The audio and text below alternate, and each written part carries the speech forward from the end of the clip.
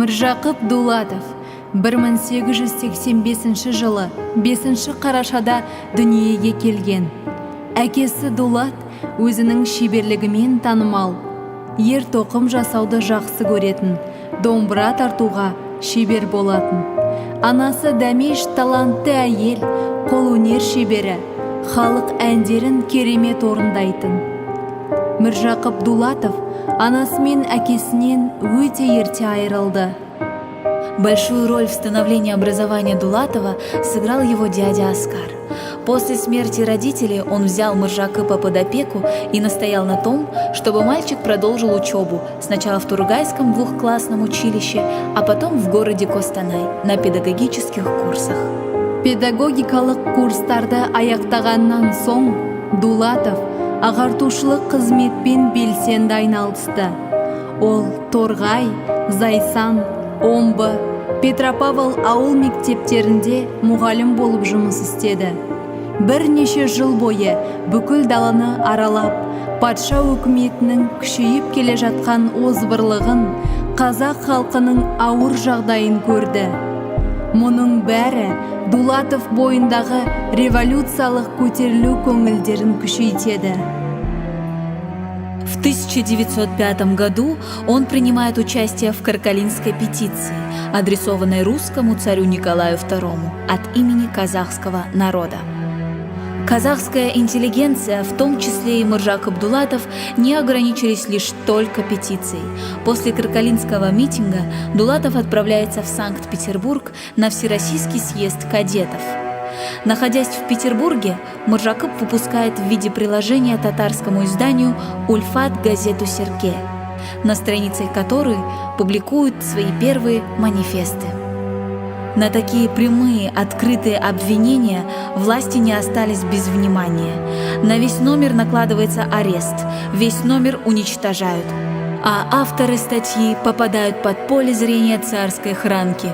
За Дулатовым устанавливают контроль. Көзіңді аш, оян қазақ көтер басты, өткізбей қараңғыда бекер жасты.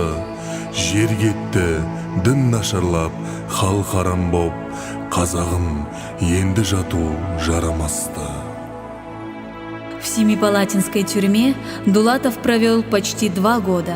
Одновременно с Дулатовым в заключении оказался Ахмет Байтурсынов, и отныне они плечом к плечу пойдут по одному пути борьбы за свободу и независимость.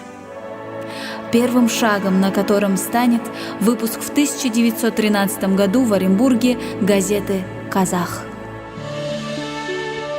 В один из приездов в Омск Міржақып знакомится с молодой девушкой по имени Гани Жамал.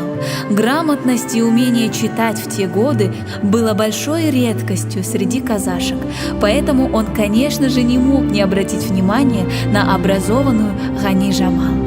Позже он узнал, что она дочь авторитетного в крае врача Баймурата Досымбетова. Молодые люди полюбили друг друга и решили создать семью. 2 дочери и 3 сына подарила Гани Жамал Міржақыпу, но выжила только одна – Гульнар. С 1913 года, постоянно проживая в Оренбурге, Дулатов совместно с Ахметом Байтурсыновым издал общественно-политическую газету «Казах».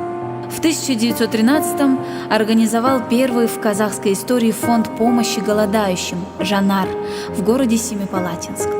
В эти годы активно участвовал в организации национального движения и партии «Алаш». Написал программу партии «Алаш-Орда». В 1916 году Дулатов, Байтурсынов и Алихан Бөкейханов выступили против царского указа от 25 июня о призыве казахов на фронтовые работы, который, по их мысли, может довести народ, находящийся и без того на грани вымирания, до самого настоящего голода, так как он лишится самой производительной части общества. Пришедшие к власти большевики упразднили автономию Алаш-Орды в феврале 1920 года. Ее лидеры были амнистированы и, хотя и вошли в местные органы управления, постоянно находились под наблюдением НКВД. 29 декабря 1928 года Мыржакыпа Дулатова арестовали органы НКВД по обвинению в казахском национализме и поместили в Кызылординскую тюрьму. В соседних камерах с ним сидели Жусупбек Аймаутов и Ахмет Байтурсынов. Он отсидел в Бутырской тюрьме 2 года, затем был сослан в Словенский лагерь особого назначения. К тому времени имя Мыржакыпа уже было в литературной энциклопедии, а также в малой советской энциклопедии.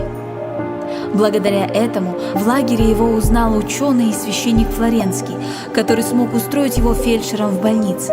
Мустафа Шокай пытался устроить Дулатову побег из Соловков, когда туда зашло торговое судно из Франции, но арестант отказался, боясь за судьбу семьи.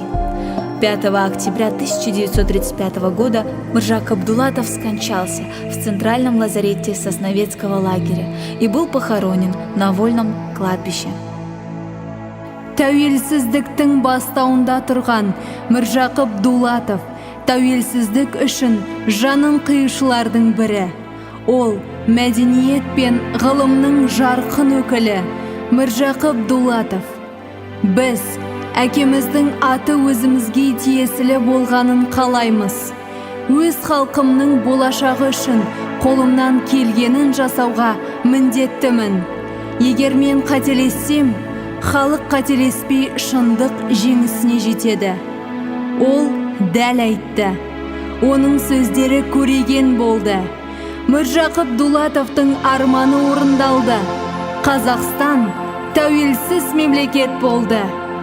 Біз бүгін көрнекті бабаларымыздың рухына ризашылықпен және мақтанышпен құрмет көрсетеміз.